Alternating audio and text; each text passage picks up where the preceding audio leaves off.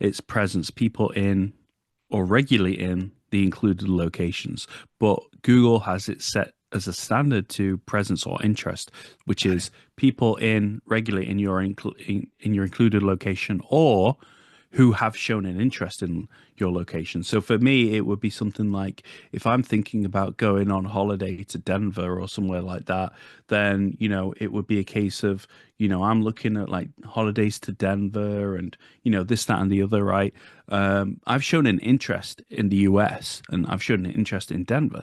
If there's any client, like a client of mine that is in Denver, his ads are then eligible to show to me. I'm in the UK.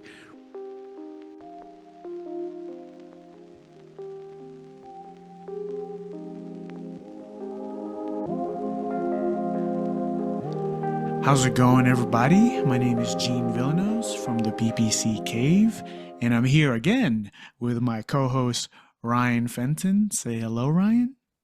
Hey guys, how we doing?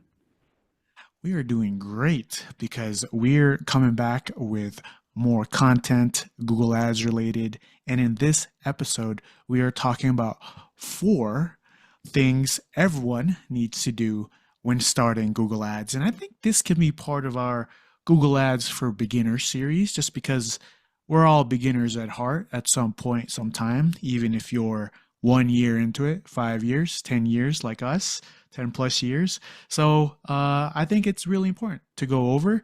And, for me, we're ready to take this away. Ryan, do you want to start with the first point? I do, but before I get started, I'm drinking a lovely cup of tea, and I kind of want to actually put you on the spot. I've been like watching a lot of TikToks recently, right? And there's this guy who I think he lives in the UK, but he emigrated from the US. And before he was like, this is how Americans think, like UK people make a cup of tea.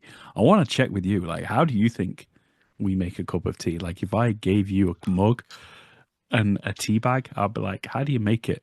What would you do?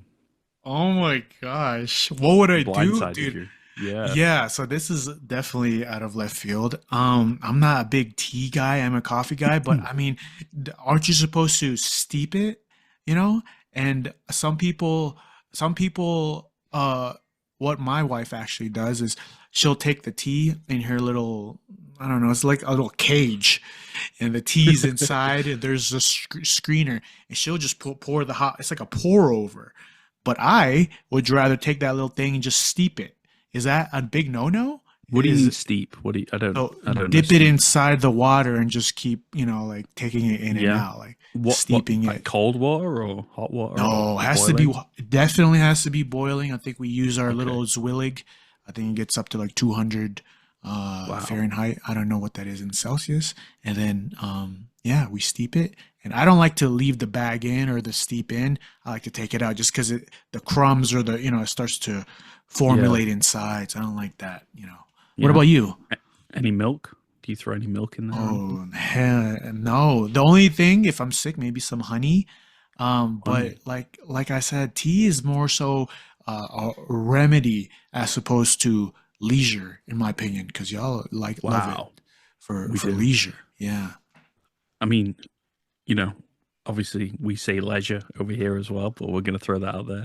UK versus US, all of a sudden we've gone off on I one. know, But right? you took a bit of time, right? When you were watching Top Boy, you went through a little, like a little phase of, you were like in it, bruv, and you were doing the whole British Oh God, accent let's stuff. I not get remember it. that. That was great. Yeah, yeah. But No, it's great. yeah, so over here, we've just got kettles. So we'll boil the kettle, put Mm. water in it, it'll get it boiling, pour it over the tea bag, and then give it 2 minutes to brew. Take the tea bag out, put the milk in, and you get a nice cup of tea. So yeah, there you go. I have to Wow. teach you when you come over.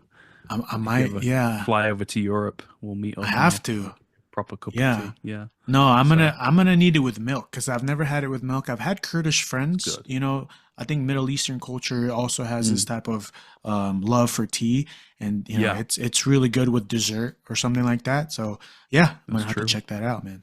Yeah, it's just because I was watching TikTok before we recorded, so that's why it came up. But anyway, yes. So Google Ads, what we actually know about.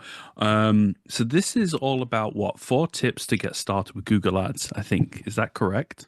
Correct. Yes. Cool. So I think the biggest one for me, the first one I'm gonna throw throw into the mix is, as soon as you create a Google Ads account, the first thing to do is to make sure, in my opinion, that auto apply recommendations are turned off. We don't want Google to basically take control of the Google Ads account. We are humans, we know what to do, we understand real world events. Things happen outside of the Google Ads ecosystem. Google, as good as it is, doesn't understand that kind of stuff. So, for example, let's say you had auto apply recommendations enabled on, and a pandemic hit, then Google would just assume everything's fine with the world and would continue bidding super high and try different bidding strategies, this, that, and the other. Wouldn't understand anything in terms of the world. Doesn't understand shipping delays. Doesn't understand stock. Things like that, stock shortage. So this is why the first thing you want to do, and even on lead generation side as well, whether it's like, okay, you've lost a guy because he took another job, so you're a man down or something like that, or whatever it might be, right? There's so many factors outside of the Google Ads ecosystem for me that don't warrant the auto apply recommendations turned on. So things such as like add and remove keywords, things like add negative keywords, things like changing bidding strategies, changing ROAS targets, return on ad spend targets, target CPA, so cost per acquisition targets. We need to be in control of all that, not Google, not an AI. So there's things that you can get AI to do and things that you can't. Maybe this is something that Google have introduced with 10 years down the line. It could be kind of like, Tesla's, obviously Tesla has that mapping system, which is great. And, they're so far ahead of everybody else, especially for like self-drive and things like that. Right. So maybe it's one of those cases where in 10 years time, Google, who are already ahead of like the competition, but could have an AI system that just does everything for you. Until then, we're not quite there yet. And I think you need to turn auto apply recommendations off and take the reins of the Google Ads account yourself and make those decisions. Gene, I know you're sort of a fan, I think, of auto apply recommendations, but you were nodding to a lot of things I said there. What's your thoughts on auto apply recommendations? On I or am a off? f- yeah, I am a fan, but I think you provided some good nuance and detail there of when to actually turn it off and maybe give some clues on when you didn't really say, but give hints on when you could actually maybe have it on. You said a lot of like manual, maybe even lead gen. I think it's important to understand for me, I would look at the actual account's history first. Sometimes if it's not broken and you just need to do a couple things in the account, campaign wise, then don't touch the guts of the actual settings on auto apply recommendations. But if it's not performing or if it's something that's maybe a brand new account, I do only start with a couple things checked off, just like, use optimized ad rotation, and then maybe perhaps the bidding more efficiently. I don't do anything that says set. I don't do anything that says adjust because you're at the mercy of Google Ads when you touch that. But, I do agree that for me, for at least e-commerce, at least, I use some of these with PMax. So, yeah. Cool. Yeah. Yeah. No, I think some of them are okay. Like use optimized, um, like what is it? Use optimized ad bidding rotation or something like that, Yeah, isn't it? yeah. Use Yeah. So that optimizer one's a good one. Yeah. I mean, that usually comes enabled manually or stand as standard on inside the search campaign. campaigns. So Yeah. yeah. So that's absolutely fine. So that things like that are okay. If you did want to use those ones, that's fine. But for the most part, like Gene says, if it's set targets, if it's adjust targets, adjust bidding strategies, things like that, veer away from it. Personally, for me, I just turn the whole thing off and just take the reins myself. But then again, I have eight eight years now, I think, of Google Ads knowledge. So yeah, I appreciate you listening to this. If you're a business owner, if you're a new Google Ads account manager, you might not have that knowledge. And if you want to just get started, then potentially that could be a good way of easing yourself into it. But still, I heavily would recommend against that and would probably say do your due diligence training courses so you have a fundamental foundational approach and understanding of Google Ads campaigns and how to run an account. But yeah, if you don't have the time for that, that's why specialists like Gene and I are here to take that off your plate so you can focus on running the business or sourcing new products or whatever it might be. But I'm kind of getting off topic there. So the main thing for me is as soon as you get a new Google Ads account, double check auto apply recommendations are turned off. That's my point. Gene, did you have a point? What's number two on the list? Yeah, and to kind of bounce off of that, a lot of the times Google's interface will make it seem like the words recommended or recommendation is like something that you need to have. That's why I do still believe in Ryan's first point, even though I use some auto apply recommendations, but not all the time. If Google's interface says recommended, that you should actually do that or apply that. And my second tip goes right into that. And this is a setting that is primarily, from what I see, if you're creating a new campaign that's sneakily already automatically checked off, or even sneakily unable to edit before you actually publish the campaign, only after you publish the campaign, and that is locations. And if you go into locations, it doesn't matter if it's a search, PMAX, shopping, there's going to be two options checked off as you expand that little drop down. It's going to either say present, which, like we said earlier, is quote unquote recommended, and the definition is basically targeting people physically in the chosen location. Oh, sorry, I got this flip. Presence is recommended by us, right? Is that true? And then the interest is actually recommended by Google, right? Where other people can actually, that not in your presence in the location, can actually look at your ads. Am I correct, Ryan? Yeah, I think to a degree. I think, the way I've always understood it is that it's presence, people in or regularly in the included locations. But Google has it set as a standard to presence or interest, which Got it. is people in regularly in your included location or who have shown an interest in your location. So for me, it would be something like if I'm thinking about going on holiday to Denver or somewhere like that, then, it would be a case of, I'm looking at like holidays to Denver and, this, that, and the other, right? I've shown an interest in the US and I've shown an interest in Denver. If there's any client, like a client of mine that is in Denver, his ads are then eligible to show to me. I'm in the UK, right? I can start seeing his ads because I've shown an interest in Denver, in the US. So, and I'm in the UK, his ads are eligible to show to me now. So, yeah, that's kind of my understanding of it anyway. What do you think? Does that make sense or am I got it wrong? Yeah, yeah, no, you're totally right. But I have it pulled up now, and it if you go under campaign settings, this is on a Performance Max campaign. You look at location. It's not even going to show you that this is an option. You have to literally click additional or location options to drop down, and then it says presence or interest, people in regularly in who have shown interest, as Ryan just mentioned, and then parentheses recommended. And this is what is actually checked off when you start a campaign, not where it should be, what we're telling you that it should be, presence. Because if you're advertising, it doesn't matter if it's lead gen or e-commerce, you want to make sure that you have control on who's actually in the target location that you're trying to advertise for, not who is interested in the target location you're trying to advertise for. So this is a very sneaky thing that Google Ads does, and we believe that it should be one of the four things that everyone needs to do when starting Google Ads. Any thoughts on that, Ryan? If not, you can move on to your next point. I think someone said one time, I don't know if it was on one of the Reddit subreddits or something that, or a video, I can't remember, but this is a good rule of thumb for you guys to go by. If Google recommends it, then avoid it. Because most of the time, Yeah. if you see in brackets in Google Ads, it says recommended, then it's not good. It means that they're trying to spend more of your money. That is not focused, that is not targeted. It's a bit more blasé, a bit more broad and vague, and it's just basically trying to get you to spend more money. So if you see that recommended, ignore it where possible.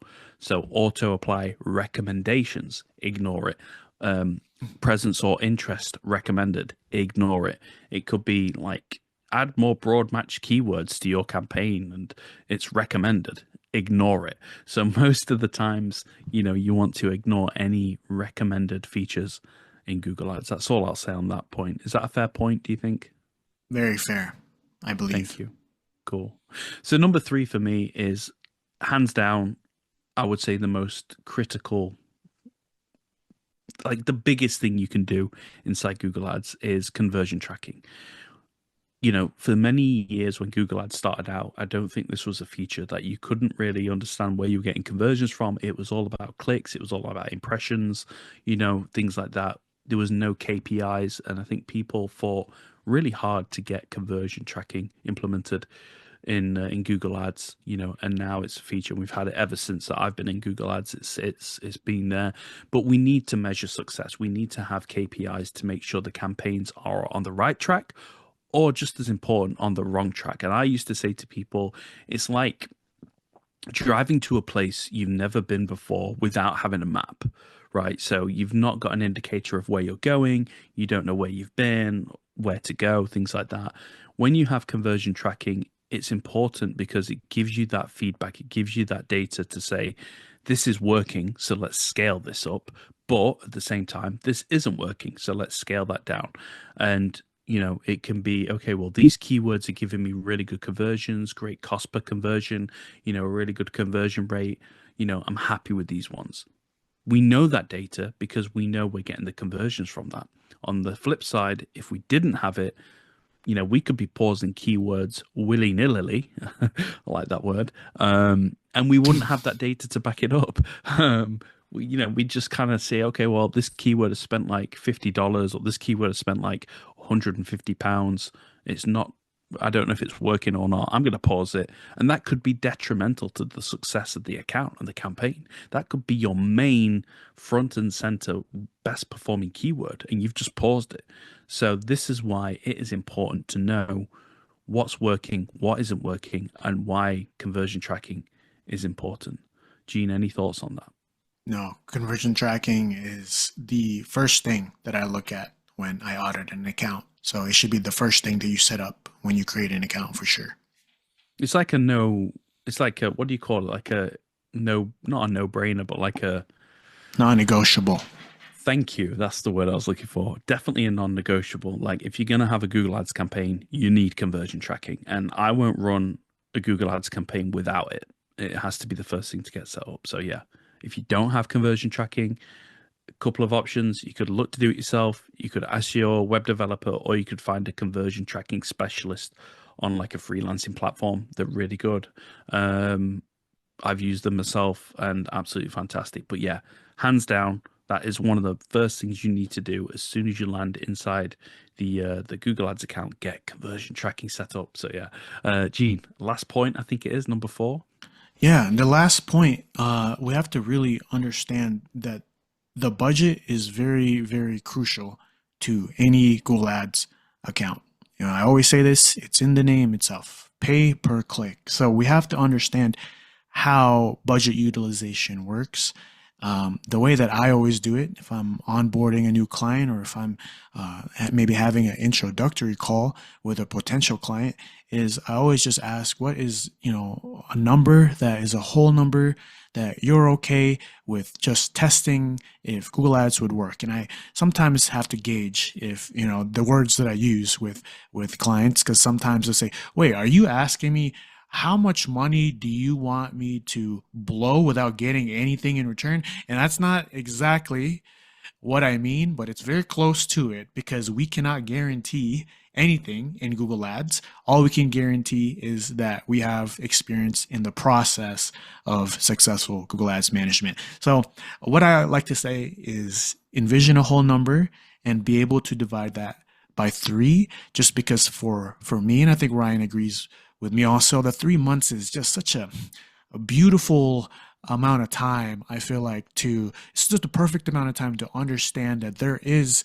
going to be more insights at 3 months than infinitely more than just 1 month or 2 months. So if you can do that and, break it up into three different chunks for 3 months, for example, $1,000 divided by three, 333 each month. And what I actually do in the first month, you have to be very careful in the first month. And if it's anyone listening to this, I'm pretty sure you're maybe beginning in Google Ads, or maybe you need a reminder that this is how things go. The first month is something that could just blow your whole budget up if you're not very careful. And most of the time, there's scale to this where you can learn almost as much from a small budget in the first month as you can with a large budget in the first month. And a lot of people maybe disagree with me and say a large budget is better. But I am a firm believer that Google Ads does best when it's accentuating the positive, and pouring budget onto a dumpster fire makes more of a dumpster fire. It doesn't cure the internal issues that's going on in your account. Budget does not cure it. It could pour gasoline on it though. So I only say this: if you're looking to manage 3 months, just know when you're starting on Google Ads, that first month is very tricky, but you could actually still get good insights at a very scaled down level. And then once you have your footing underneath you, you understand where the fire is, you understand what campaigns are working, the search terms that are working, basically the journey that's been taken to either purchase your product or service, or you see spend without any conversions. Then you know more going into the second month, and with that knowledge, you can increase the budget moving forward to the second and third month. Any thoughts on that, Ryan? Or anything you want to clarify regarding that last point? Budget is important, and I think also, you make a valid point. However, I think it is industry sector depending.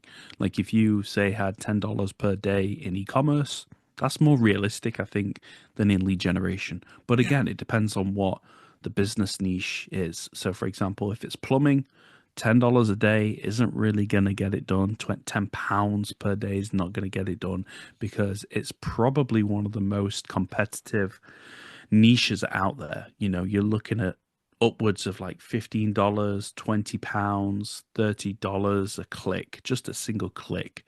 Not even a call, not even a lead form, just a click from the ad onto your landing page or website. So $10 a day, £10 a day isn't going to cut it.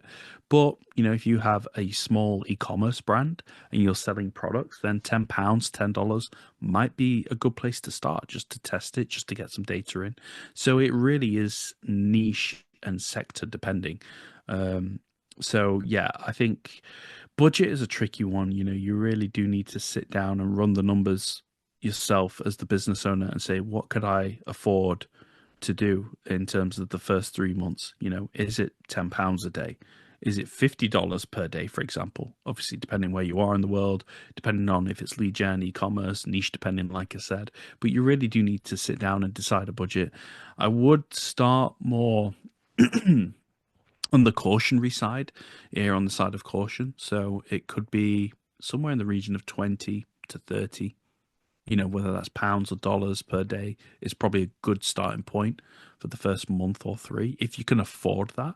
But you've got to understand that this isn't, this isn't like what 2004 anymore, or like even 2014. Where we're at now, it's 2025. I was going to say 2024, but I'm like, no, we're in 2025 now. And this is the thing, right? Is that it's not 2015 anymore. It's 2025, right? 10 years ago, it probably would have cost half for a click. And, you would have had half the amount of competitors running ads. But now where we're at, everything's expensive. So you need a realistic budget to run to compete with your competitors, to get noticed. And the reason why everybody wants to run Google Ads, the proof is in the pudding. It's because people are literally taking out their mobile phones and they are typing for products and services near you or online. So this is why it has so much lore to it, because people are actively searching for your products and services. No other platform can really do that to this like level. I mean, obviously you've got things like Microsoft advertising, like Bing search. Obviously you've got like paid social and things like that, but the amount of people that use Google's almost like become the homepage of the internet. And I think that's a bold statement to say, but for me, it kind of feels that way.